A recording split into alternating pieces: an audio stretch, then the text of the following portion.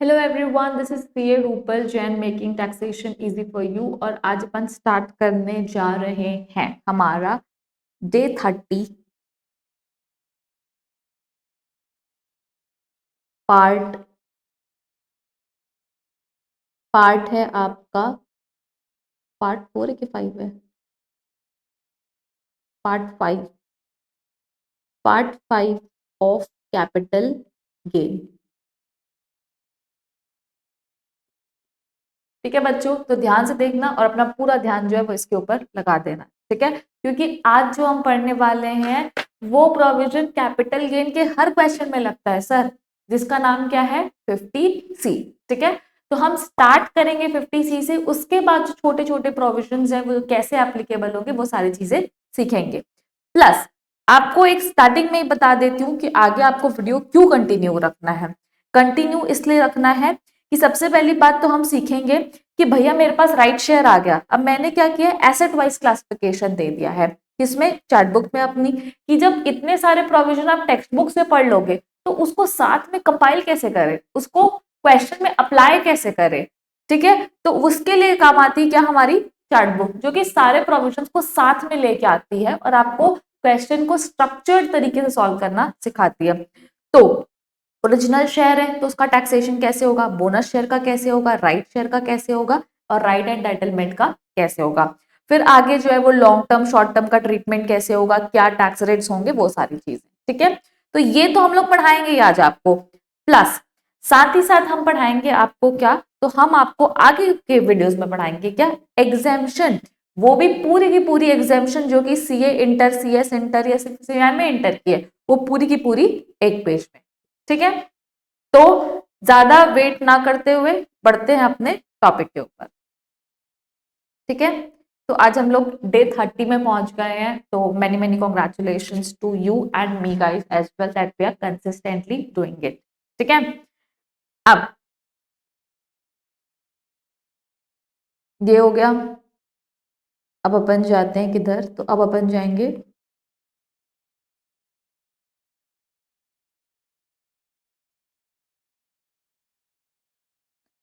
अभी तक अपन लोगों ने क्या क्या कंप्लीट कर लिया है। तो मैं आपको सीधा चार्ट बुक के थ्रू, सर बहुत इजी होता है बताना कि क्या क्या कंप्लीट हो गया है।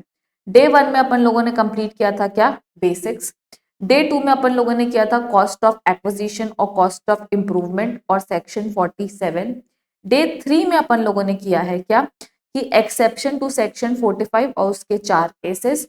और डे 4 में अपन लोगों ने किया है क्वेश्चंस, ऊपर के जो मिसलेनियस क्वेश्चंस बच गए थे प्लस सेक्शन 45 के क्वेश्चंस। डे 5 में अपन करेंगे, तो जी हाँ, डे 5 में हम करेंगे सम प्रोविजंस रिलेटेड टू एफवीओसी। ठीक है, तो यहां पर आपका आ गया है क्या, डे 5। और क्या बोलता है ये, सम प्रोविजंस रिलेटेड टू एफवीओसी।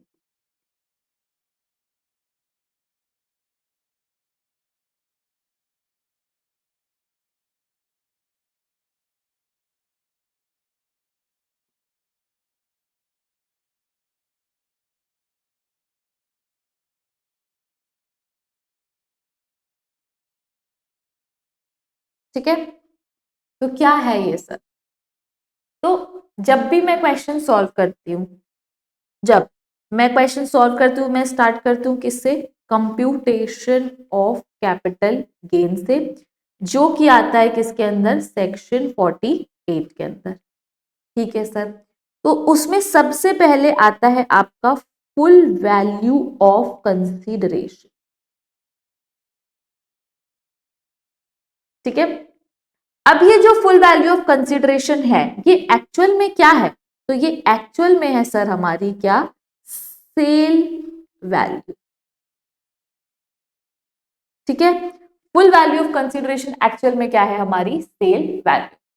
तो असेसी क्या चाहेगा कि फुल वैल्यू ऑफ कंसीडरेशन क्या हो, कम हो कम हो कम हो, ताकि टैक्स जो है वो कम हो जाएगा। बट गवर्नमेंट क्या चाहेगी, गवर्नमेंट चाहेगी कि full of value of consideration जो है वो ज्यादा हो ताकि टैक्स जो है वो ज्यादा हो। तो एसएससी 100 तरीके ढूंढना चाहेगा जिससे उसका एफपीओसी कम हो रहा हो। अब गवर्नमेंट जो है वो रूल्स बनाना चाह रही हो कि नहीं आप एफपीओसी को कम नहीं कर सकते, तो वही रूल जो है वो गवर्नमेंट ने बनाए हैं कि एफबीओसी जो है वो डिसाइड जो है वो कैसे होगा। ठीक है, तो अब आ जाते हैं अपन अपनी चार्ट बुक के ऊपर, और चार्ट बुक में लिखा हुआ है some provisions related to FVOC. पहला वाला क्या है, stamp duty value to be treated as FVOC, कि मैं स्टैंप ड्यूटी वैल्यू को ही एफबीओसी मान लूंगी। तो स्टैंप ड्यूटी वैल्यू होती किसकी है सर, स्टैंप ड्यूटी वैल्यू तो सर इमूवेबल प्रॉपर्टी की ही होती है, मूवेबल प्रॉपर्टी की होती है क्या, नहीं होती है।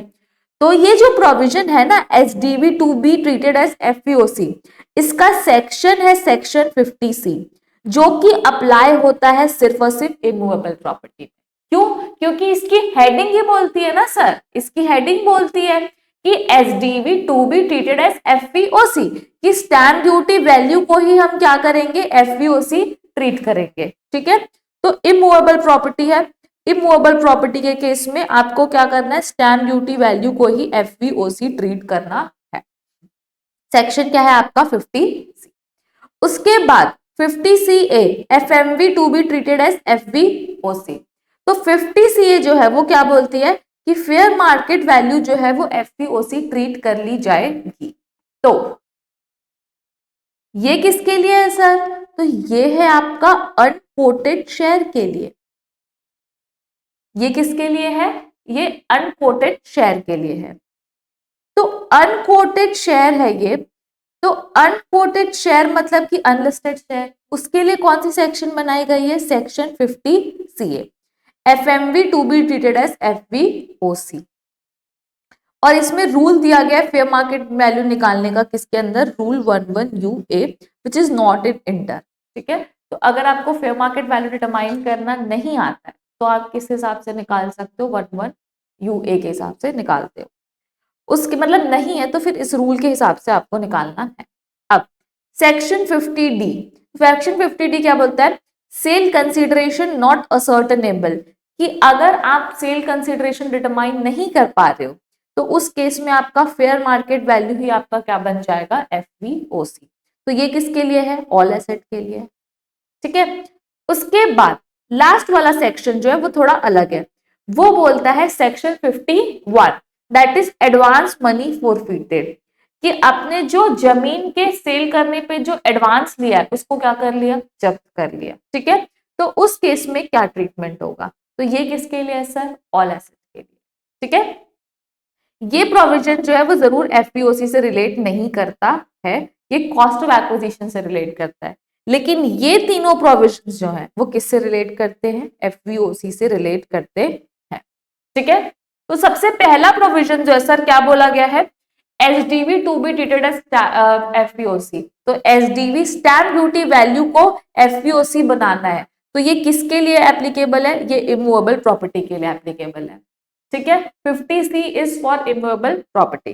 फिर 50CA बोलता है fair market value to be treated as FVOC, कि फेयर मार्केट वैल्यू को ही एफबीओसी ट्रीट करना है, तो ये किसके लिए है, अनकोटेड शेयर के लिए है।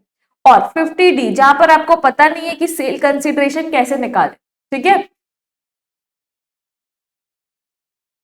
नेक्स्ट है 50D। तो 50D जो है वो किसके लिए, सेल कंसिडरेशन नॉट असर्टेनेबल, तो जब आप सेल वैल्यू नहीं निकाल पा रहे हो तो उस केस में आप फेयर मार्केट वैल्यू को ही एफबीओसी ले लो। ठीक है, तो आई होप आप सबको समझ आ गया है कि तीन सेक्शन किसके लिए, और चौथी सेक्शन है एडवांस मनी फॉरफिटेड जो कि ऑल एसेट्स के लिए। ठीक है, तो अब मैं समझ रहा हूँ कि सबको समझ आ गया है कि पहली सेक्शन जो है सर वो क्या है, 50C, जो कि बोलती है स्टैंप ड्यूटी वैल्यू को ही हम क्या ले लेंगे, स्टैंप ड्यूटी वैल्यू को ही एफबीओसी ले लेंगे, और ये किसके लिए है, तो ये इमूवेबल प्रॉपर्टी के लिए। फिर नेक्स्ट सेक्शन है 50CA, जो बोलता है कि मैं फेयर मार्केट वैल्यू को एफबीओसी लेना चाहती हूँ, क्योंकि ये किसके लिए है सर, अनलिस्टेड शेयर्स के लिए। फिर है आपकी 50D, तो ये बोलता है कि अगर मेरे को सेल कंसिडरेशन नहीं पता चल रहा है तो मैं भी फेयर मार्केट वैल्यू को ही एफबीओसी ले लूंगा। और चौथा है आपका क्या, 51 that is advance money forfeited, कि मैं एडवांस मनी क्या कर रहा हूँ, फॉरफिट कर रहा हूँ। तो ये तो कंप्लीटली तीनों रिलेट करते हैं किससे, एफबीओसी से।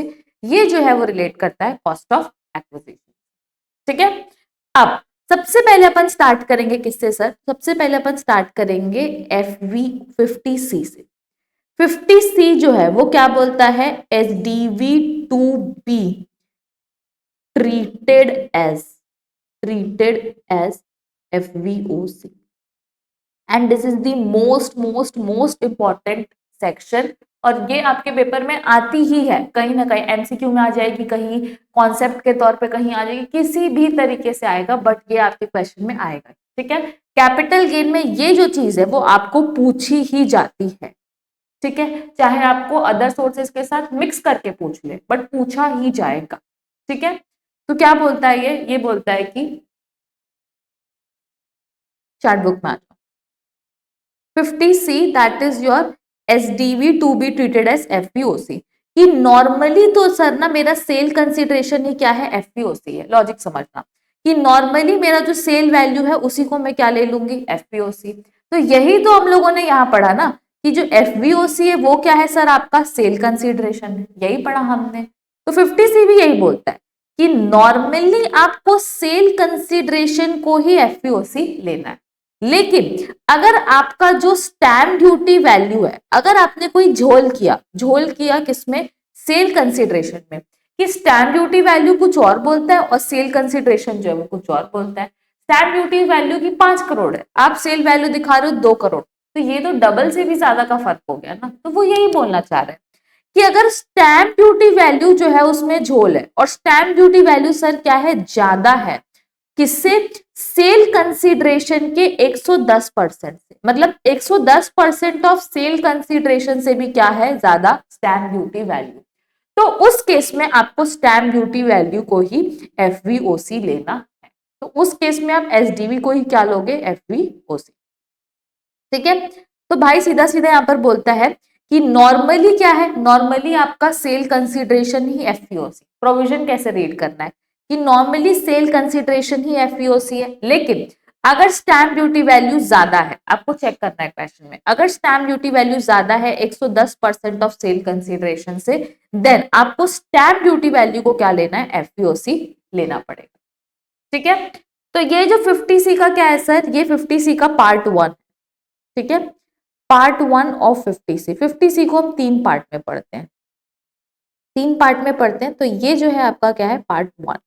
वापस से रिपीट करूं, पार्ट 1 क्या है कि normally sale consideration is FVOC, लेकिन अगर स्टैम्प ड्यूटी वैल्यू ज्यादा है, और कितने से ज्यादा है?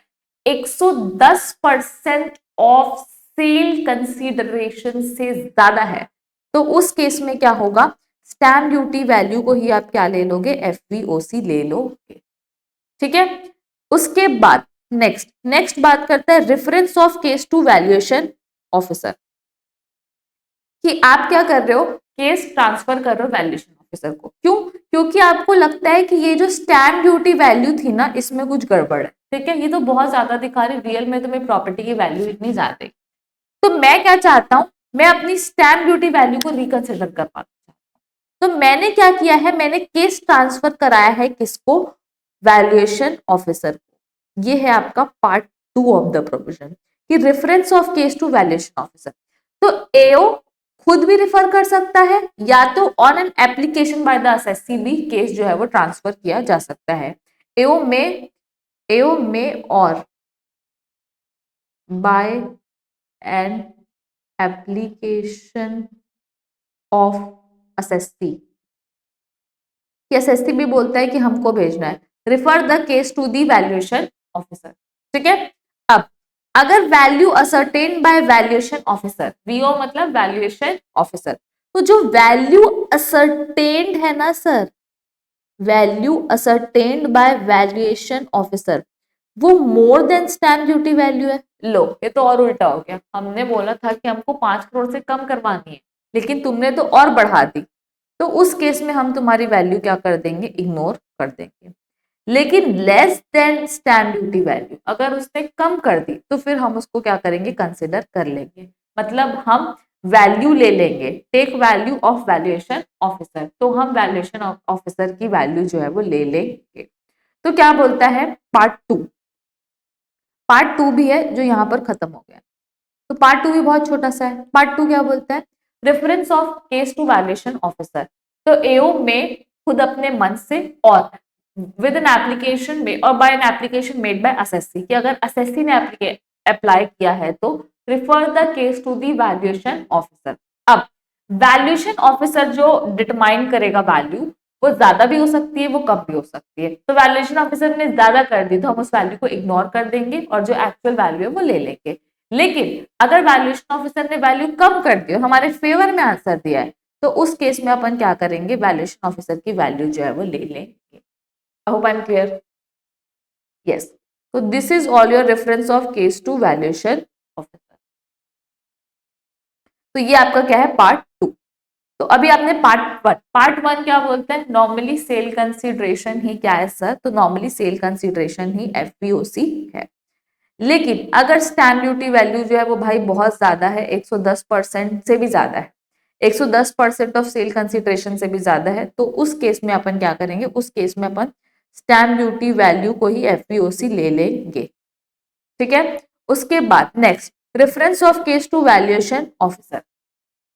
अगर मैं क्या करूं, केस रिफर करूं किसको, वैल्यूएशन ऑफिसर को, तो एओ में refer the case to valuation officer. AO जो है वो केस रिफर कर सकता है किसको, वैल्यूएशन ऑफिसर को। And value ascertained by VO, जो वैल्यूएशन ऑफिसर अफर्म की value is more than stamp duty value और less than stamp duty value. अगर more than stamp duty value है तो वैल्यू को इग्नोर कर देंगे, और अगर less than stamp duty value है तो take value of that valuation officer.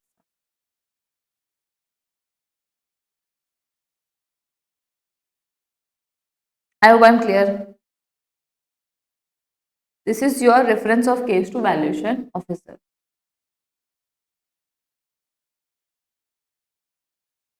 तो ये आपका हो गया क्या, पार्ट नंबर 2। उसके बाद नेक्स्ट अपन लेंगे क्या, पार्ट 3।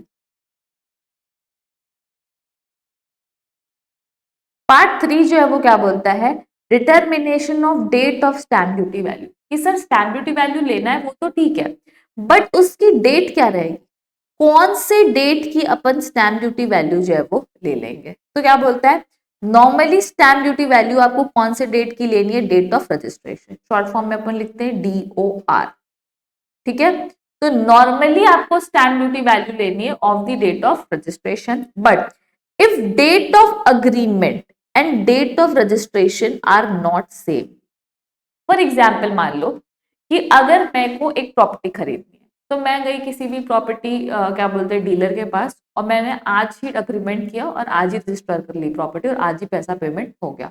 एक चीज ध्यान रखना, रजिस्ट्री बिना पेमेंट के नहीं होती, आपको फुल पैसा पेमेंट करना होता है सामने वाली पार्टी को, तभी रजिस्ट्री होती है। ठीक है, अब फॉर एग्जाम्पल मान लो कि मैंने आज अग्रीमेंट, अगर फॉर एग्जाम्पल एक ही दिन है तो फिर अपन डेट ऑफ अग्रीमेंट और डेट ऑफ रजिस्ट्रेशन तो सेम है, बट अगर मैं आज अग्रीमेंट करती हूँ और रजिस्ट्रेशन जो है वो बाद में करती हूँ, कि आज अग्रीमेंट कर लिया और 2 महीने बाद जो है प्रॉपर्टी रजिस्टर करवाने वाली हूँ। ठीक है, तो अगर मेरा डेट ऑफ अग्रीमेंट और डेट ऑफ रजिस्ट्रेशन जो है वो दोनों सेम नहीं है, ठीक है, they are not same, then हम क्या कर सकते हैं, तो we may take the stamp duty value on date of agreement.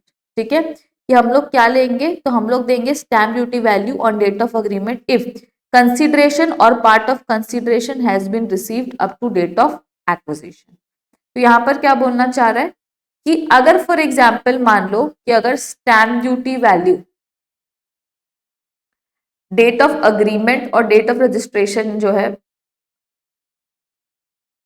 कि अलग अलग है, ठीक है, मतलब स्टैम्प ड्यूटी वैल्यू जो है वो डेट ऑफ अग्रीमेंट की अलग है और डेट ऑफ रजिस्ट्रेशन की अलग है, तो हमको देखना पड़ेगा तो हम किसकी लेना चाहेंगे, तो हम तो रजिस्ट्रेशन की लेना चाहेंगे ना। तो फिर ये बोलता है कि आप सॉरी, हम जिसकी कम है उसकी लेना चाहेंगे। अगर डेट ऑफ अग्रीमेंट और डेट ऑफ रजिस्ट्रेशन की स्टैम्प ड्यूटी वैल्यू अलग अलग है और वो दोनों डेट्स भी अलग अलग है, तो हम स्टैम्प ड्यूटी वैल्यू लेंगे जो कि कम है। तो अगर फॉर एग्जाम्पल मान लो डेट ऑफ अग्रीमेंट की कम है, तो मैं क्या डेट ऑफ अग्रीमेंट की स्टैम्प ड्यूटी वैल्यू ले सकती हूँ क्या, बिल्कुल ले सकती हूँ, इफ कंसिडरेशन और part of consideration has been received up to date of acquisition. कि अगर थोड़ा भी पैसा आपको बैंकिंग मोड से मिल चुका है, ठीक है, कब तक, डेट ऑफ एग्रीमेंट तक, तो उस केस में आप डेट ऑफ अग्रीमेंट की स्टैम्प ड्यूटी वैल्यू जो है वो ले सकते हो। ठीक है, एक बार इसको टाइमलाइन से भी समझ लेते हैं। कि फॉर एग्जाम्पल मान लो ये जो है वो मेरा वो है, अब this is my what, date of registration, ठीक है, and date of agreement are same, तो इसी दिन की take SDV on this date. But अगर मेरा डेट ऑफ अग्रीमेंट जो है वो क्या है, पहले है, और ये डेट ऑफ रजिस्ट्रेशन है, डेट ऑफ अग्रीमेंट पहले है और डेट ऑफ रजिस्ट्रेशन जो है वो बाद में। अब डेट ऑफ अग्रीमेंट पहले है तो नॉर्मली तो मैं किसकी लेती हूँ, तो मैं डेट ऑफ रजिस्ट्रेशन की लेने बोला है हर बार प्रोविजन, लेकिन मेरे जो डेट ऑफ रजिस्ट्रेशन है उसकी SDV फॉर एग्जाम्पल मान लो कि 50 लाख है, लेकिन इसकी जो है वो है आपकी 42 लाख। तो ऐसे तो लॉ बोलता है रजिस्ट्रेशन लेना है, बट मैं क्या करना चाहती हूँ, अग्रीमेंट की डेट की लेना चाहती हूँ। तो क्या मैं ले सकती हूँ? हाँ ले सकती हूँ, मेरे पास ऑप्शन है कि मैं डेट ऑफ अग्रीमेंट की जो है वो ले सकती हूँ, बट मेरे को इस दिन तक कुछ भी पैसा जो है, इस दिन तक डेट ऑफ अग्रीमेंट तक पैसा जो है वो अकाउंट पे चेक, मतलब बैंकिंग मोड से थोड़ा भी पैसा मिल गया, 1 रुपए भी मिल गया तो भी चलेगा, वो बोल रहा है part of the consideration. Consideration और पार्ट ऑफ कंसिडरेशन जो है अगर आपको इस दिन तक मिल चुका है, कंसिडरेशन और पार्ट ऑफ कंसिडरेशन अगर आपको इस दिन तक मिल चुका है, तो उस केस में अपन क्या करेंगे, तो उस केस में अपन क्या बोलते हैं, ये वाली जो वैल्यू है वो ले लेंगे। I hope I am clear, अब क्लियर हो गया होगा, ठीक है, कि सेम है तो अगर फॉर एग्जांपल सेम ही है तो आपको नॉर्मली डेट ऑफ रजिस्ट्रेशन की लेनी तो वही लोगे, लेकिन अगर अलग अलग है और अग्रीमेंट की कम है, रजिस्ट्रेशन की ज्यादा है, तो उस केस में अगर ये लेना है तो इस दिन तक पैसा लो और इस दिन की आप स्टैम्प ड्यूटी वैल्यू ले सकते हो। तो चार्ट बुक में क्या लिखा हुआ है, चार्ट बुक में कैसे लिखा हुआ है, चार्ट बुक में प्रोविजन लिखा हुआ है कि जो स्टैम्प ड्यूटी वैल्यू है ना वो क्या है, डेट ऑफ रजिस्ट्रेशन है, लेकिन अगर डेट ऑफ अग्रीमेंट और डेट ऑफ रजिस्ट्रेशन जो है वो दोनों सेम नहीं है, अगर डेट ऑफ अग्रीमेंट और डेट ऑफ रजिस्ट्रेशन सेम नहीं है तो मैं डेट ऑफ अग्रीमेंट की स्टैम्प ड्यूटी वैल्यू ले सकती हूँ अगर मेरे को कंसिडरेशन और part of consideration has been received up to date of agreement, ठीक है, डेट ऑफ अग्रीमेंट तक रिसीव हो जाना चाहिए, क्या, कंसिडरेशन और part of consideration. Receipt should be in the form of other than cash like credit card, debit card, net banking, UPI, RTGS, मतलब banking mode में हो जाना चाहिए, और you can use simple words like account पे check, account पे demand draft और any other mode of electronic clearing system, ठीक है। तो ये हमारा 3 पार्ट में हमारा कवर हो गया है, क्या, सेक्शन 50C। सबसे पहले क्या बोलता है कि आपका सेल कंसिडरेशन क्या है, FPOC, लेकिन अगर आपकी स्टैम्प ड्यूटी वैल्यू ज्यादा है 110% ऑफ सेल कंसिडरेशन से, तो आप क्या करोगे, स्टैम्प ड्यूटी वैल्यू को ही FPOC ले लोगे, ठीक है। Second, reference of case to valuation officer, कि आपको क्या करना है, रिफर करना है केस किसको, वैल्यूएशन ऑफिसर को। तो अगर आप केस रिफर करना चाहते हैं वैल्यूएशन ऑफिसर को तो आप AO को अप्लाई करके कर सकते हो। अब केस रिफर हो गया वैल्यूएशन ऑफिसर को, तो अगर उसने SDV बढ़ा दी तो उसको वैल्यू को क्या करेंगे, इग्नोर करेंगे, अगर उसने कम कर दी तो अपन क्या करेंगे, वो वाली वैल्यू ले लेंगे।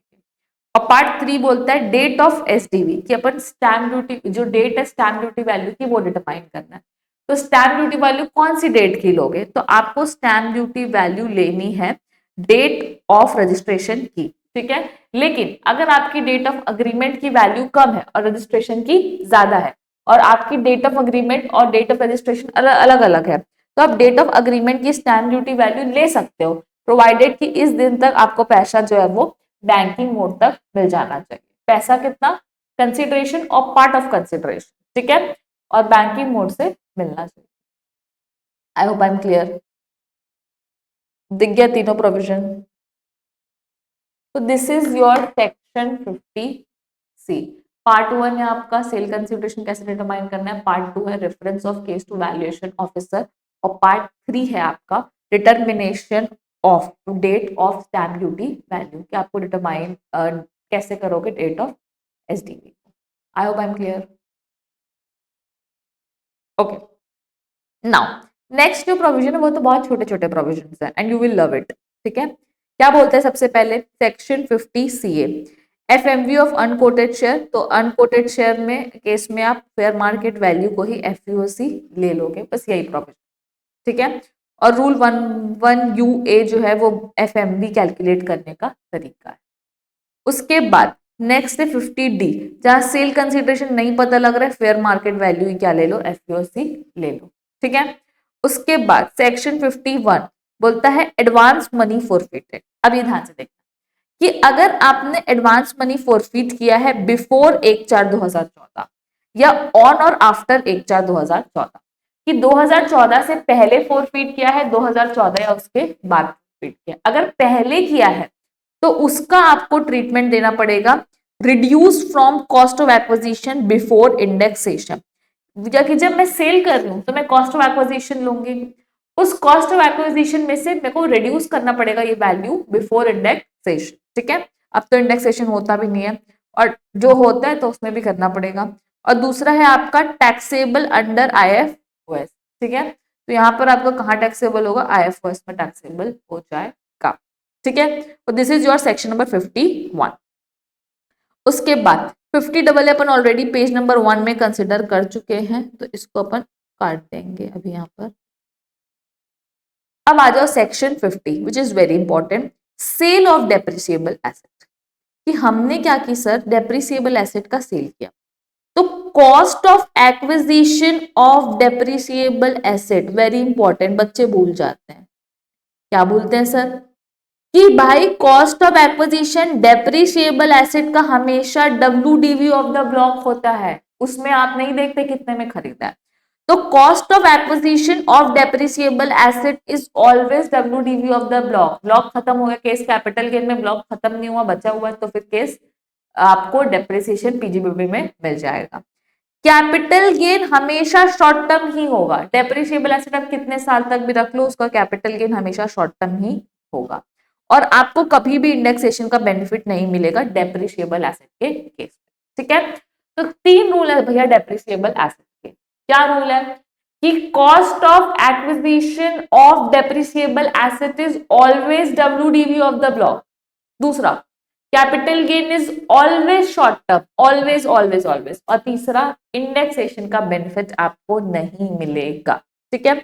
ये बहुत ही इंपॉर्टेंट है, बच्चे इसको क्या करते हैं, ऐसे ही लाइटली ले लेते हैं, और ये जो है फिर रिलेट नहीं कर पाते हैं टाइम पे। तो यहाँ पर जितने भी प्रोविजन अभी आप पढ़ रहे हो ना, ये किसी ना किसी क्वेश्चन में अप्लाई होने वाले along with the other provision. यही तो बात है ना कैपिटल गेन और PGBP की, कि भैया सारे प्रोविजन याद करके क्वेश्चन सॉल्व करना है। तो मैम इसको हम कैसे अच्छा कर सकते हैं, multiple solving. Multiple solving of the question can lead you to places you can't even think, मतलब पास करा सकती है आपको ऑब्वियसली, ठीक है। तो पहली बात तो आपको ध्यान रखना पड़ेगा कि सारे प्रोविजन साथ में पढ़ने हैं, ठीक है। इसीलिए चैट बुक बनाई गई है आप लोगों के लिए, ताकि भूल मत जाओ कुछ। अब नेक्स्ट जो सेक्शन है ना, वो एक सेपरेट कॉन्सेप्ट है, that is called as section 50B slump sale. एक रेफरेंस दे देती हूँ, बाकी जब मैं इसको डील जो है वो क्वेश्चन सॉल्व करने के बाद करेंगे, क्योंकि ये अलग सा टॉपिक है। क्या बात करता है section 50B? 50B is about your slump sale. Slump sale, slump sale किस चीज का स्लम सेल? तो स्लम सेल का मतलब होता है कि जब आप कोई एक एसेट, 2 एसेट नहीं बेचते हो, पूरी की पूरी फैक्ट्री उठा के बेच देते हो, having different blocks, different types of asset, different working, different class, different rate, different nature of capital asset, long term है, शॉर्ट टर्म है। तो इंडिविजुअलिटी में आपको नहीं पता कि किस किस एसेट का वैल्यू कितना है, बट आपने पूरा का पूरा ब्लॉक उठा के बेच दिया। तो भाई जब मैं पूरा का पूरा ब्लॉक उठा के बेच रही हूँ, तो मेरे लिए ना पॉसिबल नहीं है हर एसेट का इंडिविजुअल कैपिटल गेन कैलकुलेट करना, क्योंकि मेरे को पूरे के लिए मिल रहा है पैसा, कि मेरे को मेरी डील फाइनल हो गई 5 करोड़ में, कि पूरी प्रॉपर्टी बिक रही है 5 करोड़ में, पूरा फैक्ट्री बिक रहा है 5 करोड़ में। तो उस केस में कैपिटल गेन क्या होगा, and which is one of the important topic, very important topic in capital gain, जो कि लगभग कई बार जो है आपके एग्जाम में आता है, ठीक है। तो सेक्शन 50B है आपका स्लम सेल, जो कि आपको एग्जाम में पूछा जाएगा। जितने सेक्शंस आपको यहाँ पर चार्ट बुक में लिखे गए आपको याद होने चाहिए, जैसे मैं बोल रही हूँ आपको 50C, 50CA, 50D, 51, 50AA, 50 section 50, सारे प्रोविजंस आपको याद होने चाहिए। I hope I am clear? Yes ma'am, very clear, and we are ready to solve the questions. तो भैया आ जाओ फिर। रेडी टू सॉल्व क्वेश्चन वाले केस में।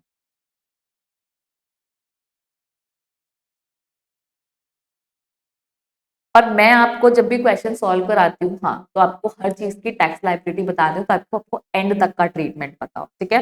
तो हर क्वेश्चन मेरे साथ जरूर सॉल्व करना, आंसर बैंक के भरोसे मत बैठना, क्योंकि आंसर बैंक में जो क्वेश्चन की रिक्वायरमेंट है उतना ही आंसर है, उसके आजू बाजू की बातें आपको क्वेश्चन बैंक में नहीं, आंसर बैंक में नहीं दी गई है, ठीक है।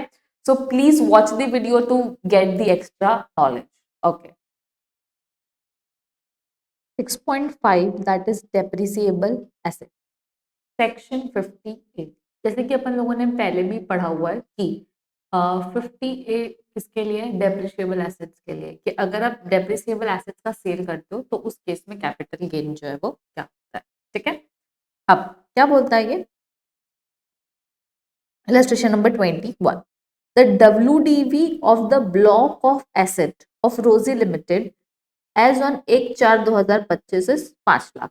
इस साल के स्टार्टिंग में मेरा WDV कितना है, 5 lakh. An asset of same block was acquired on 11 May 2025 for ₹3 lakh, ठीक है।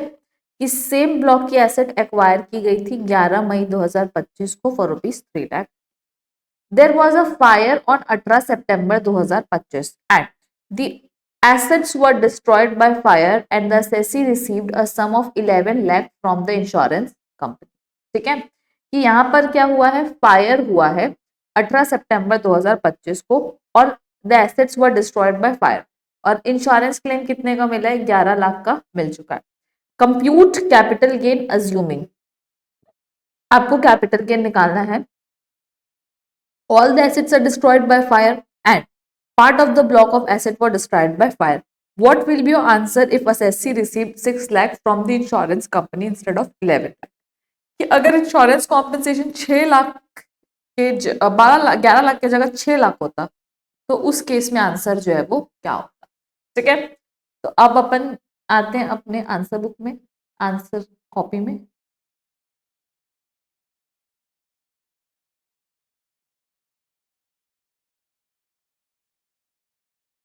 इलस्ट्रेशन नंबर क्या है आपका, तो इलस्ट्रेशन नंबर है आपका illustration number 21, page number is your 56। क्या बोलता है ये, कंप्यूटेशन ऑफ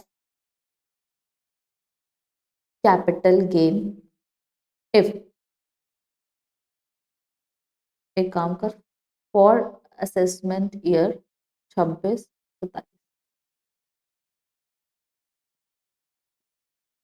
पहला जो पार्ट है वो क्या है, इफ ऑल द, नहीं, या तो एक काम कर, यहाँ पर लिख if all the assets were destroyed, first case है हमारा, इफ ऑल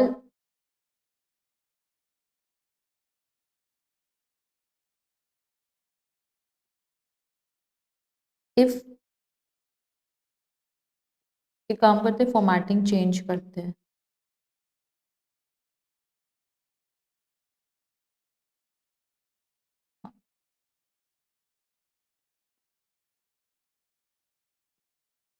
क्या बोलता है कि if compensation received is 11 lakh, if compensation received is 11 lakh,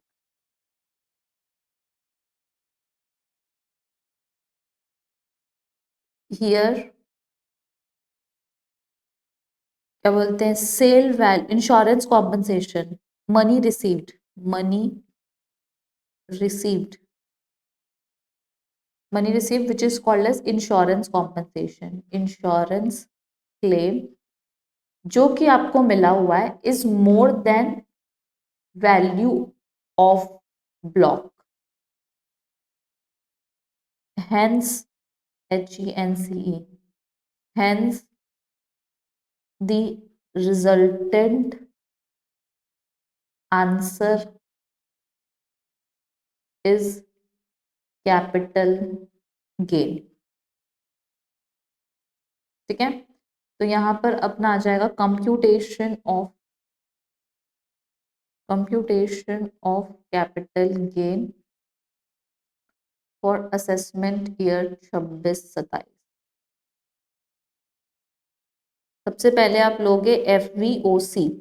तो FVOC जो है वो क्या है, तो FVOC आपका आ जाएगा कितना, सॉरी, हाँ FVOC भी ले सकते हैं। FVOC इज इक्वल्स टू कितना है, 11 लाख, और माइनस कॉस्ट ऑफ एक्विजिशन। तो cost of acquisition depreciable asset का क्या होता है, block value of the block. तो opening WDV plus purchase, opening WDV plus asset purchased.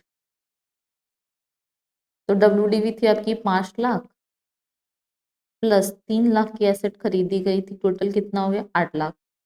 तो अपन ले लेंगे यहाँ पर 8 लाख, माइनस कर देंगे 11 माइनस 8, तो आपका आंसर आ जाएगा 3 लाख रुपए। Short term capital gain. Ma'am आपको कैसे पता शॉर्ट टर्म है, क्योंकि डेप्रिसिएबल एसेट के केस में तो शॉर्ट टर्म है ना सर। तो शॉर्ट टर्म कैपिटल गेन जो अदर्स वाला है वो है 3 लाख रुपए का आपका क्या है, शॉर्ट टर्म कैपिटल गेन है। अब in both the cases, that is 1 and 2, the capital gain will be short term capital gain of rupees 3 lakh. कि दोनों केसेस में 3 लाख है। क्यों 3 लाख होगा मैम, क्योंकि अगर आप क्वेश्चन में देखते हो तो पहली बार क्या बोलता है, all the asset were destroyed, कि भैया जब एसेट बची नहीं है तो क्या मैं डेप्रिसिएशन लगा सकती हूँ, नहीं, तो मेरा आंसर आ जाएगा। और सेकंड वाले में एसेट बची है बट वैल्यू नहीं बची है, तो पहले वाले में तो ना ही एसेट है ना ही वैल्यू है, इस वजह से आंसर नहीं आएगा। और दूसरे वाले में भैया एसेट तो है लेकिन वैल्यू जो है हमारी ब्लॉक की खत्म हो चुकी है, उस वजह से डेप्रिसिएशन जो है तो लगेगा नहीं, तो इसलिए हमारा आंसर जो है वो क्या हो जाएगा, शॉर्ट टर्म कैपिटल गेन। ठीक है, लेकिन next if, second part, if compensation received is rupees 6 lakh, here the money received is less than WDV of block, so the treatment will be different in both the cases. Different, EN, different in both cases. ठीक है, उसके बाद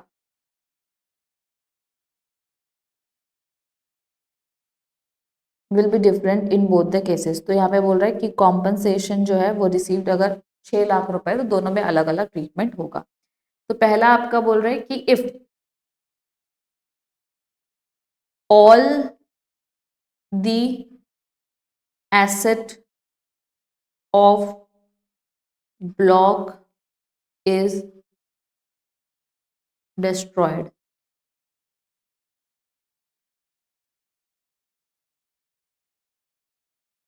if all the asset of the block is what you are destroyed, then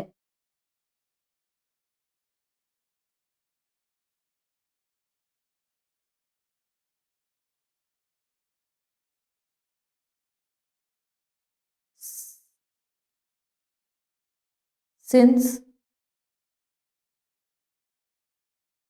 all asset of block is destroyed, we cannot charge depreciation on remaining value of block. so it will be treated as short term capital loss. ठीक है, तो यहां पर आप लोगे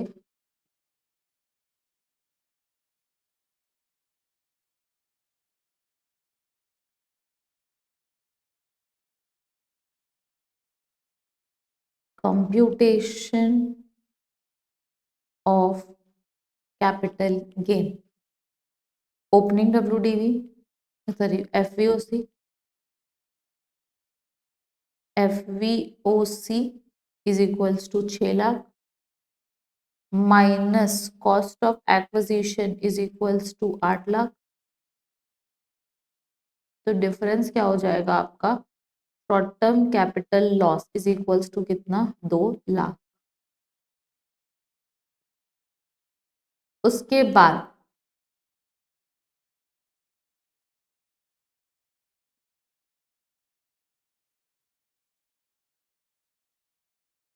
if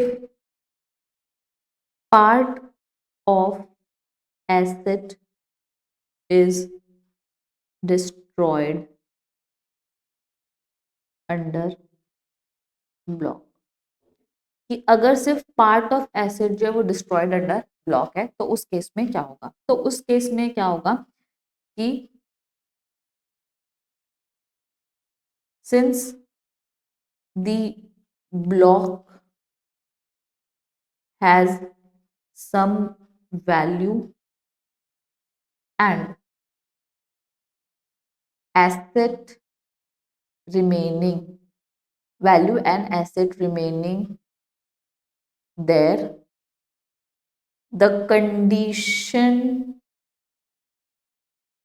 to charge depreciation is fulfilled, कि भाई हमारे पास वैल्यू भी है और हमारे पास एसेट भी है तो फिर डेप्रिसिएशन जो है वो चार्ज हो सकता है। सो what we will do, we will charge depreciation, so we will charge depreciation on remaining value of block, कि हम लोग क्या चार्ज करेंगे, डेप्रिसिएशन चार्ज करेंगे। तो यहाँ पर मैं सबसे पहले ले रही हूँ opening WDV is equals to 8 lakh, नहीं opening WDV 5 lakh plus asset acquired is equals to कितना है, 3 lakh minus insurance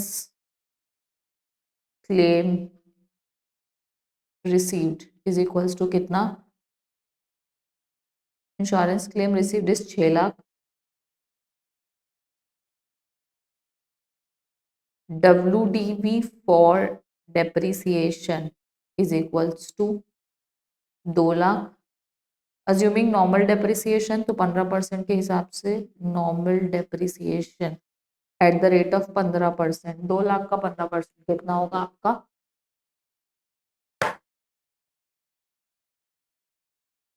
is equal to 30,000। तो ये माइनस कर देंगे तो आपका आ जाएगा 1,70,000। ठीक है, ये आ गया आपका 2 lakh minus 30,000 is equal to 1,70,000। ये हमारे क्या आ गई, closing WDV of the block, closing WDV of block.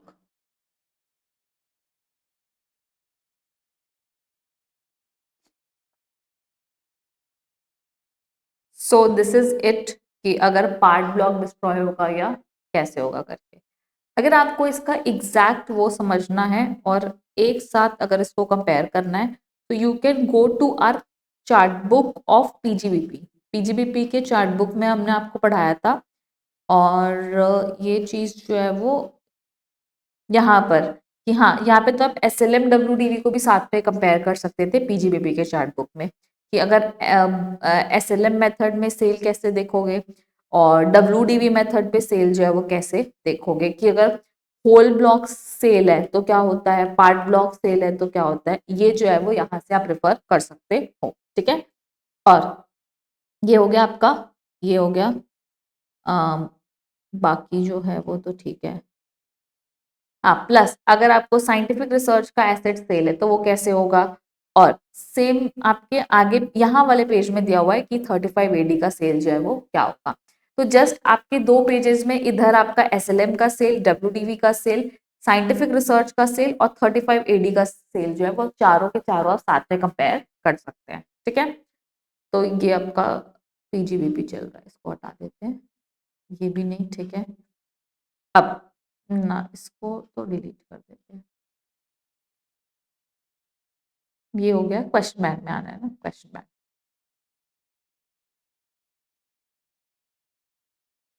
Slump sale,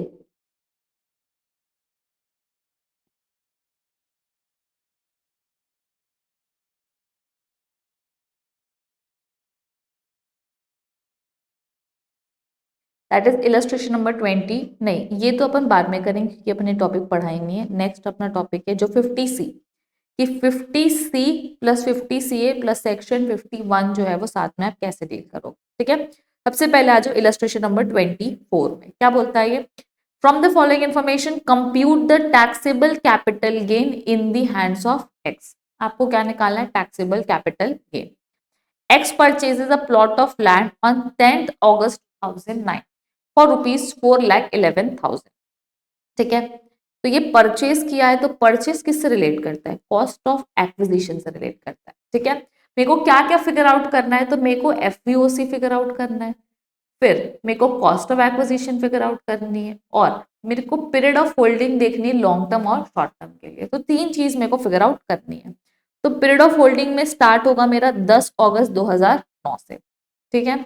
उसके बाद नेक्स्ट क्या बोलता है, he enters into an agreement with B to transfer the plot of land on 1 May 2025 for rupees 80 lakh. तो ये एग्रीमेंट में एंटर किया है, तो ये क्या हो गई बेटा, डेट ऑफ अग्रीमेंट। किसके साथ किया है, बी के साथ। कितने में किया है, 80 लाख में। और उस दिन की स्टैंप ड्यूटी वैल्यू कितनी है, 86 लाख। मतलब डेट ऑफ अग्रीमेंट की स्टैंप ड्यूटी वैल्यू है 86 लाख। ऑन 1 मई 2025 ही get an advance of 1 lakh by account पे चेक। तो भाई मिल गया, डेट ऑफ अग्रीमेंट में एडवांस मिल गया, तो क्या मैं डेट ऑफ अग्रीमेंट की स्टैंप ड्यूटी वैल्यू ले सकती हूँ, बिल्कुल ले सकती हूँ।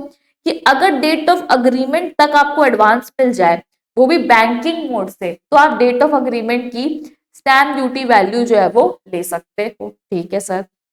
Convenience deed is registered on 5 June 2025। तो 5 जून मतलब ये क्या हो गया सर, डेट ऑफ रजिस्ट्रेशन, ठीक है। Stamp duty value on the date of registration is how much, 89 lakhs. तो 86 लाख और 89 लाख, तो क्या मैं डेट ऑफ अग्रीमेंट की ले सकती हूँ, बिल्कुल ले सकती हूँ, ठीक है। तो ये किस में आया, ये आपके प्रोविजन किस में आया, 50C में आया कि डेट ऑफ अग्रीमेंट और डेट ऑफ रजिस्ट्रेशन का आपको प्रोविजन लिखना पड़ेगा। What would be answer in case 1 lakh is received on second में, कि अगर आपको सेकंड में को मिलता पैसा तो उस केस में क्या होता, तो फिर डेट ऑफ अग्रीमेंट जो है वो बदल जाती सर, ठीक है। अब आ जाते हैं अपने आंसर के ऊपर।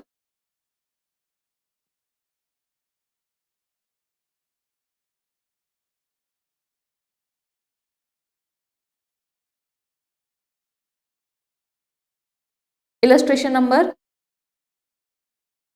24, पेज नंबर क्या है सर आपका, 57। कंप्यूटेशन ऑफ टैक्सेबल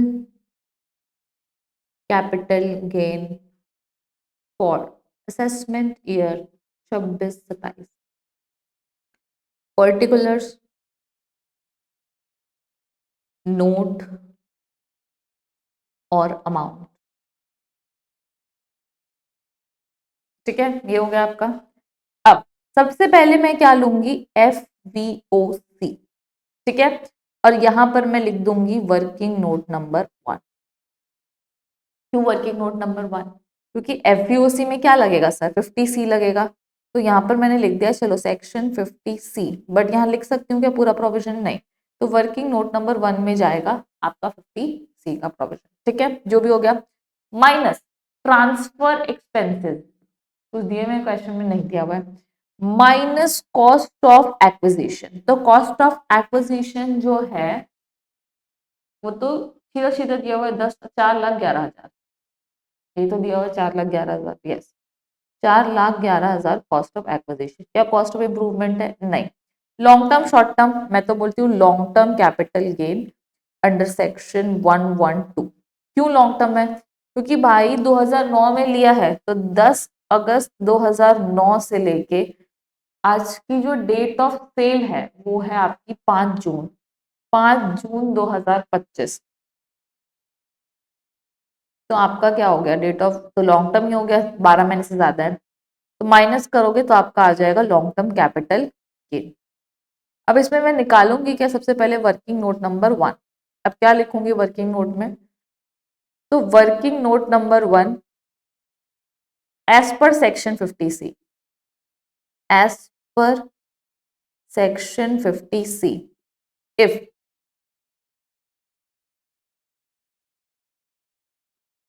पहले मैं लिख देती हूँ डेट ऑफ अग्रीमेंट वाला provision, if date of agreement and date of registration are not same, then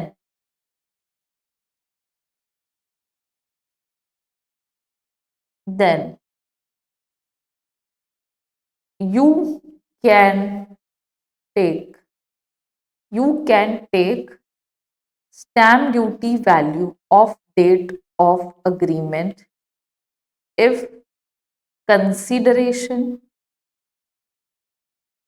or part of consideration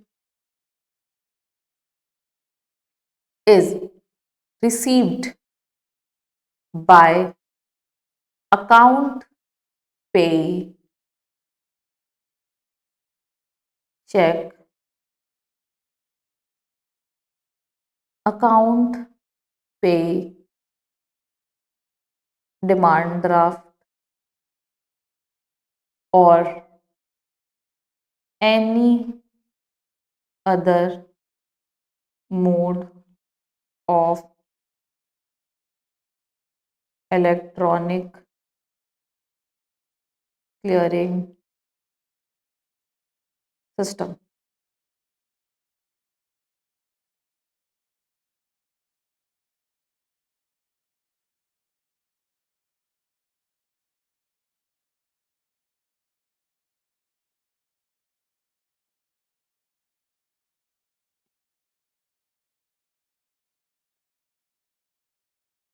ठीक है, any other mode of electronic clearing system, ये हो गया अकाउंट पे cheque, amount payee demand draft, any other mode of electronic clearing system.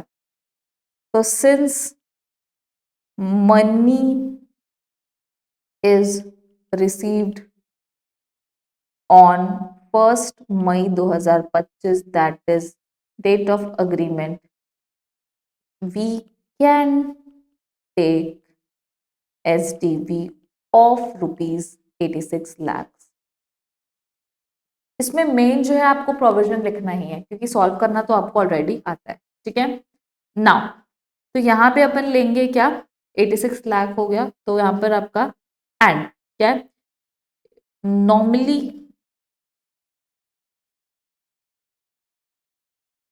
क्या बोलते हैं, sale value is equals to FVOC, but if stamp duty value is more than 110% of sale value, then stamp duty value कितनी है 86 lakh into 110% of कितने में cell हुआ है 80 lakh,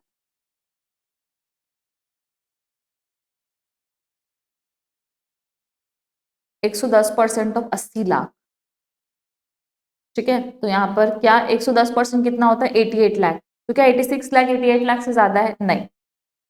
then SDV is FVOC, but in this case SDV is not more than 110 consideration of sale value. तो FVOC is equals to 80 lakh. ठीक है, तो 80 लाख है तो यहाँ पर अपन क्या ले लेंगे 80 lakhs. 80 lakhs minus 4,11,000 is equals to how much? तो 75,89,000। 75,89,000 is your long term capital gain under section 112। ठीक है, तो ये तो तब हुआ ना सर जब आपका क्या बोलते हैं पैसा जो है वो 1 मई को मिल गया। ठीक है, अब नेक्स्ट क्वेश्चन में मैं यही लिख रही हूं कि if money is received on 2 May 2025, that is after date of acquisition, then capital gain is as under। तो उस केस में आपका फिर से FVOC जो है वो बदल जाएगा और FVOC आपका 50C है। बाकी प्रोविजन अपन नीचे लिख देंगे। एक शॉर्ट फॉर्म भी क्वेश्चन सॉल्व करने का अपन क्या बोलते हैं SDV more than 110% of sale consideration. तो SDV कितना है आपका? अब हो गया आपका 89 lakh. More than 110% of 80 lakh. तो क्या इस साइड कितना है 89 लाख, इस साइड कितना है 88 लाख, तो क्या ये ज्यादा है? हाँ, तो यही आपका क्या बन जाएगा FVOC बन जाएगा। तो यहां पर आपका क्या हो जाएगा 89 लाख माइनस प्रोविजन बाद में लिखते रहेंगे। कॉस्ट ऑफ एक्विजिशन कितना है 4,11,000 माइनस कर देंगे आ जाएगा long term capital gain under section 112 is equals to 89 lakh minus 4,11,000 84,89,000।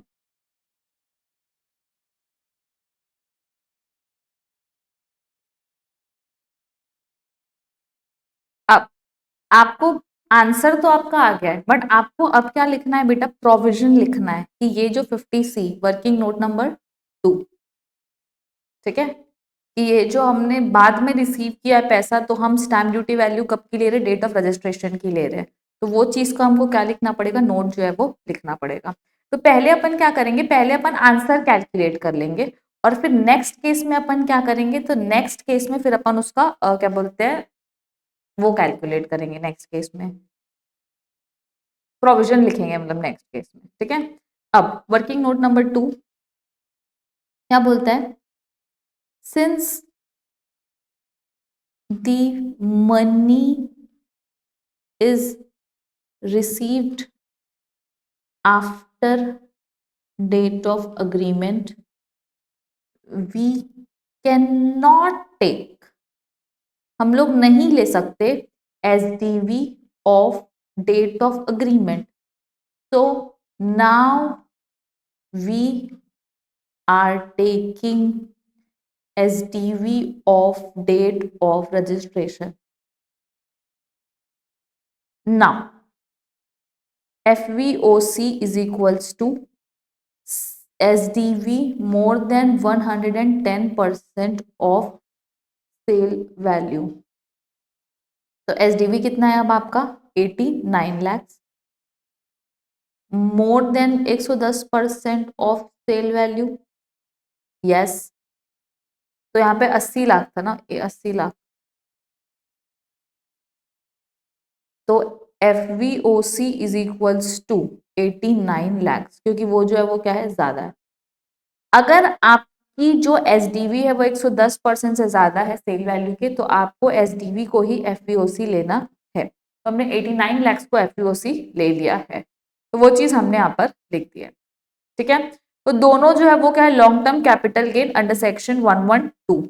अब जब आप टैक्स लायबिलिटी, जो कि क्वेश्चन में नहीं पूछा है, मैं आपको बता देती हूँ, जो पहले भी मैंने आपको सॉल्व करवाया है। ठीक है, तो जब आप टैक्स लायबिलिटी निकालोगे तो आप ऑप्शनल इंडेक्सेशन का केस जो है वो ले सकते हो, कि अगर ऑप्शन में अगर इंडेक्सेशन है तो उस केस में आंसर क्या आएगा, और अगर इंडेक्सेशन नहीं है तो उस केस में आंसर जो है वो क्या आएगा।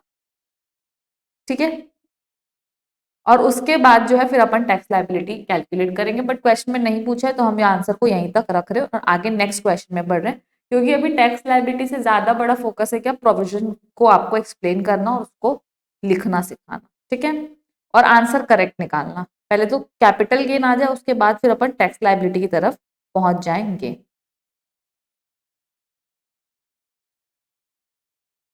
ना, the next question we have is illustration number 25। क्या बोलता है ये, mister Ramesh purchased a building on 10/4/2001 for a sum of 35 lakh. ठीक है, the said building was sold by him to Mahesh for rupees 90 lakh on 1/1/2026 and stamp duty value was 185 lakh. ठीक है, now the agreement was entered on the same day, property was registered on the same day. Discuss the tax implication in hands of Ramesh. What would be your answer if agreement was entered on 1 July 2025 when stamp duty value was 130 lakh and Ramesh received a down payment of 15 lakh by check from Mahesh on the date of agreement? Would your answer change if said sum of 15 lakh has been received in cash instead of check? ठीक है, तो ये जो आपका answer है बेटा वो बिल्कुल क्या है, सेम है। किसकी तरह सेम है, तो ये आपका सेम है ये वाले क्वेश्चन की तरह, दैट इज इलस्ट्रेशन नंबर 24 की तरह जो है आपका वो जो है वो बिल्कुल क्या है, सेम है।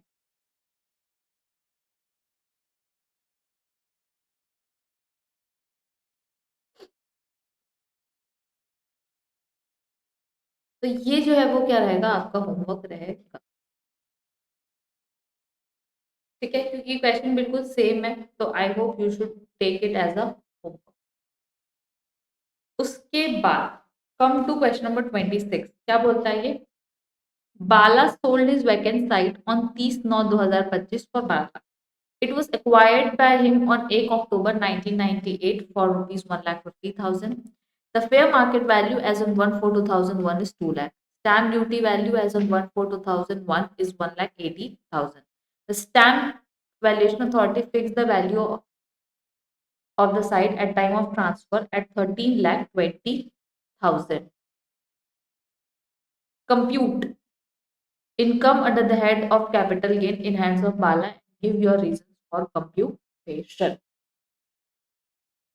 इलस्ट्रेशन नंबर, तो यहाँ पर अपन ले लेते हैं इलस्ट्रेशन नंबर 26, पेज नंबर है आपका 57। Computation of capital gain for assessment year 26-27। ठीक है, अब असेसमेंट ईयर 26-27 के लिए आपको कैपिटल गेन निकालना है। सबसे पहले आप क्या लोगे, तो आप लोगे FVOC। FVOC है आपका 12 lakh minus cost of acquisition है आपका 1,80,000। तो आ गया आपका long term capital gain.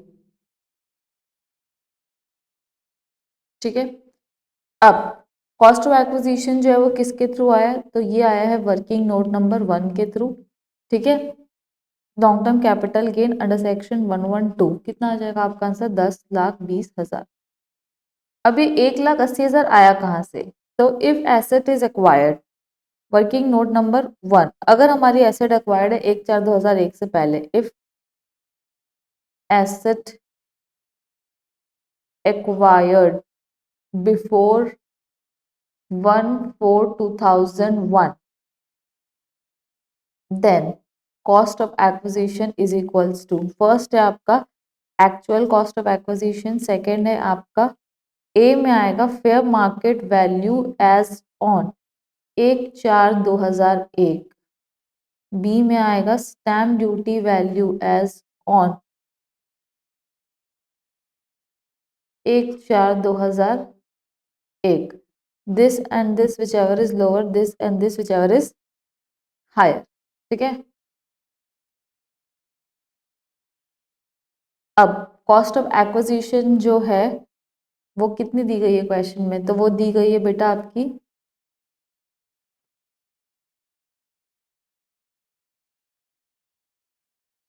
1,50,000। Fair market value है 2,00,000, स्टैम्प ड्यूटी वैल्यू है आपकी 1,80,000। तो दिस और this whichever is lower and this whichever is higher. 2,00,000 180 lower है, 180 और 1.5 lakh whichever is higher हो गया 180। तो आपका कॉस्ट ऑफ एक्विजिशन जो है वो क्या आएगा 1,80,000। ठीक है, प्लस क्या स्टैम्प ड्यूटी वैल्यू ट्रांसफर के डेट की दी गई है, नहीं, तो उसमें हमने को कोई दिमाग लगाने की जरूरत नहीं है। प्लस वर्किंग नोट नंबर 2 जो है वो अपन किसका डाल सकते हैं कि you can take the benefit of, you can take the benefit of indexation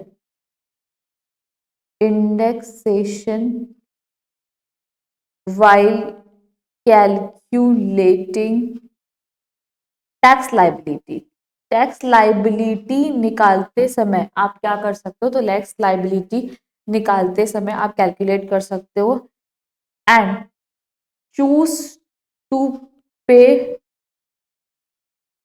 tax which is lower, कि आप बिना इंडेक्सेशन और इंडेक्सेशन के साथ निकाल के चेक कर सकते हो कि इसका जो टैक्स है वो लोअर है। और मैंने आप लोग को पहले भी सिखाया है कि टैक्स लाइबिलिटी जो वो कैसे कैलकुलेट की जाती है।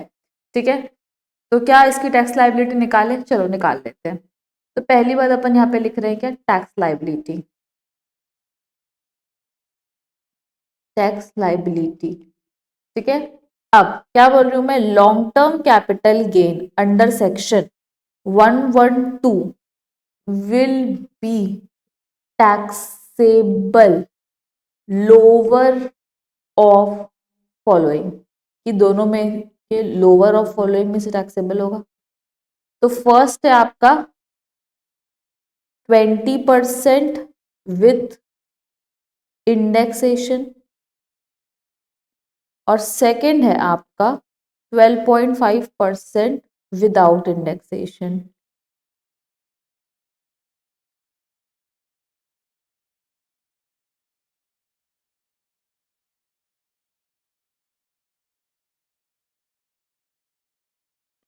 Twelve 20% with indexation and 12.5% without indexation.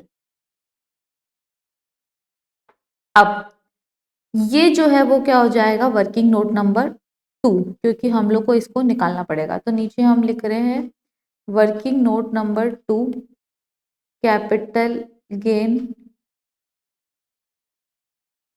After taking indexation benefit, after taking indexation benefit.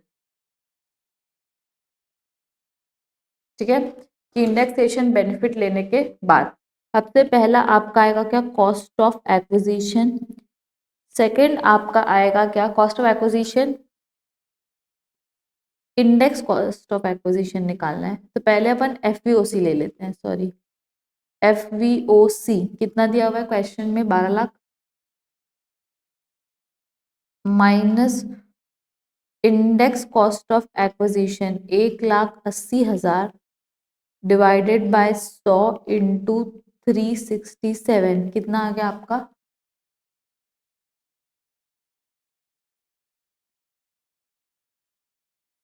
किसी को 6,60,600 माइनस कर दो is equal to 6,58,800 long term capital gain under section 112 tax rate at the rate of 20%। तो यहाँ पर अपन ले लेंगे 6,58,800 ना, 6,58,800 minus 2.5 lakh into 20% is equals to 81,760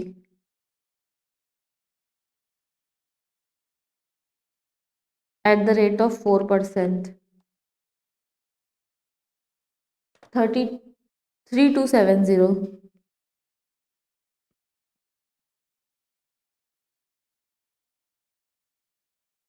78,489।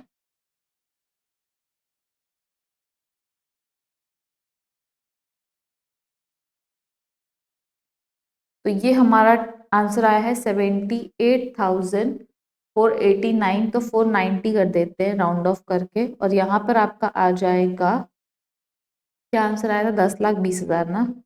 तो 10,20,000 माइनस 2.5 लाख इंटू 12.5%, तो आंसर कितना आएगा,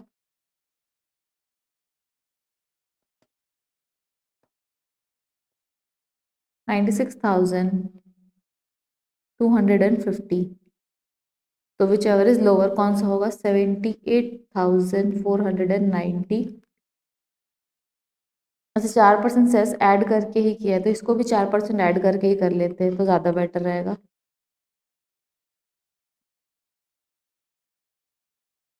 तो ये क्या रहेगा, सिमिलर लगेगा, इंटू 1.04, इंटू 1.04, 1,01,000।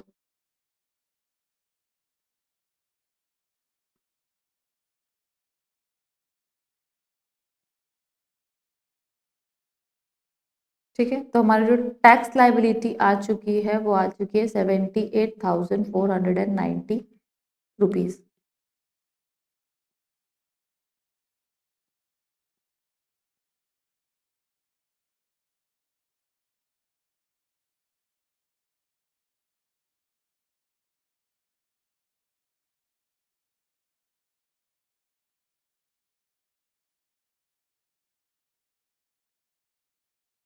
उसके बाद नेक्स्ट क्वेश्चन क्या बोलता है ये, Mr. Vaibhav sold a house as capital asset to his friend Dhanush on 1st December 2025 for consideration of 25 lakh. ठीक है, the sub registrar refused to register the document for the said value as according to him stamp duty value based on the state government guidelines was 45 lakh. ठीक है, क्योंकि cell value कितना है 25 लाख, लेकिन stamp duty value कितनी 45 लाख, उसके हिसाब से mister Vaibhav preferred an appeal to revenue divisional officer who fix the value of house, house की 35 लाख, नहीं, हाउस की टोटल में 35 लाख, जिसमें 22 लाख लैंड की and balance for the building portion. ठीक है, a differential stamp duty was paid accepting the said value determined. Mr. Vaibhav had purchased the land on 1st June 2007 for 6,10,000 and completed the construction of the house on 21st December 2024 for rupees 14 lakh. Briefly discuss the tax implication in hands of Vaibhav, कि आपको tax implication in hands of Vaibhav जो है वो देना है ना। Come to the answer and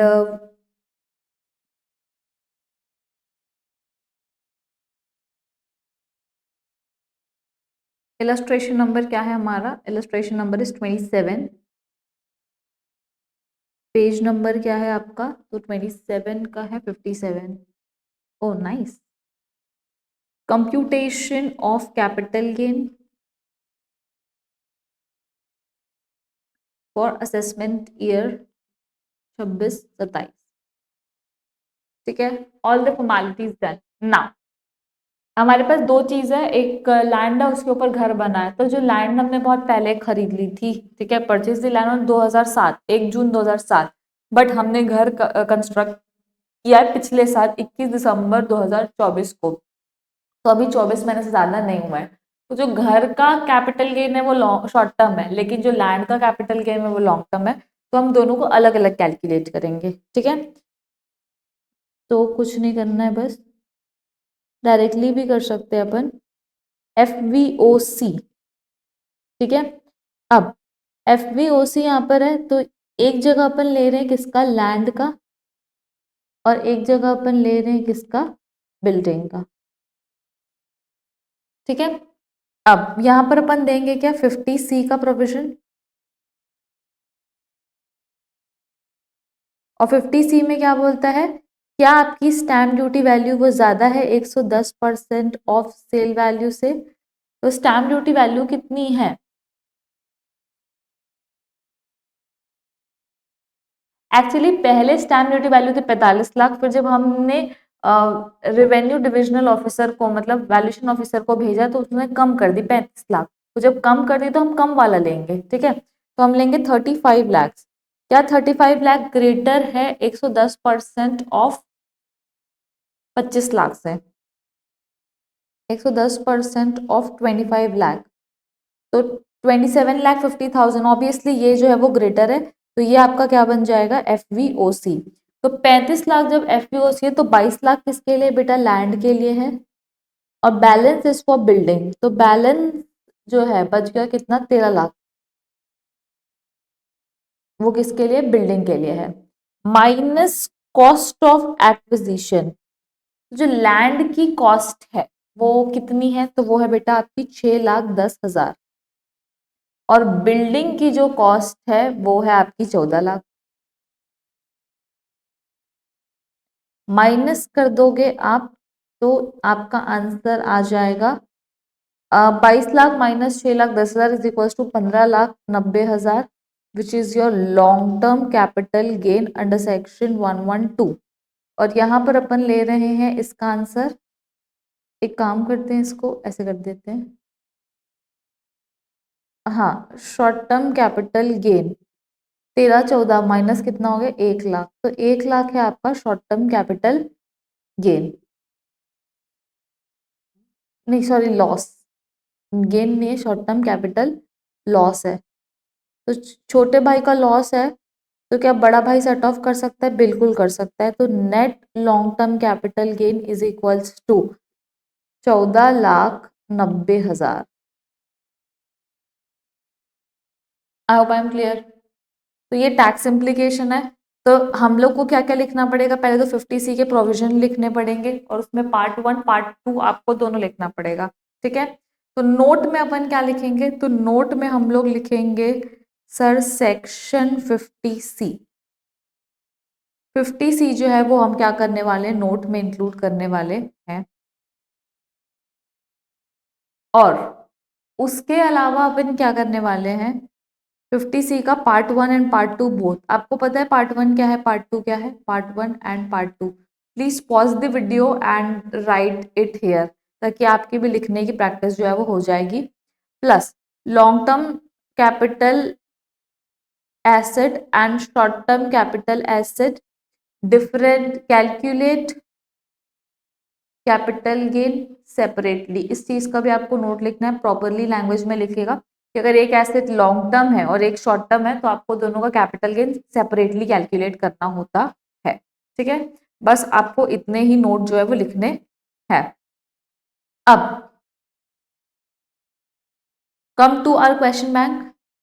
Now we have two questions left, illustration number 28 and illustration number 29, नहीं 28, 29 तो ठीक है, अभी उसको छोड़ देते हैं, but we have one question left which is illustration number 28 and this is your homework।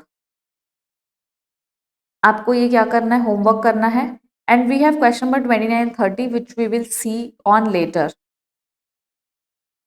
ठीक है। और अभी तो हमारे पास बहुत सारा टॉपिक जो है वो बचा हुआ है, तो we have just one question left here, illustration number 29 and 30 are for advance money forfeited which we'll cover in next video, and from the next video we will also be doing exemptions, so if you want to stay connected with us then please join our telegram channel। और आपको अगर ये जो notes हैं वो चाहिए, ये जो हमारे आज के notes हैं अगर वो चाहिए तो बिल्कुल आप हमारा टेलीग्राम चैनल ज्वाइन कीजिए, और आप हमारे व्हाट्सएप लिंक में मैसेज कर सकते हैं अगर आपको कोई भी डाउट है विद रिस्पेक्ट टू एनीथिंग। और आज के लिए बस इतना ही। आज हम अपना वीडियो जो है वो यहीं तक रखेंगे, बाकी जो सारा कंटेंट है वो हम नेक्स्ट वीडियो में कवर करेंगे, ठीक है।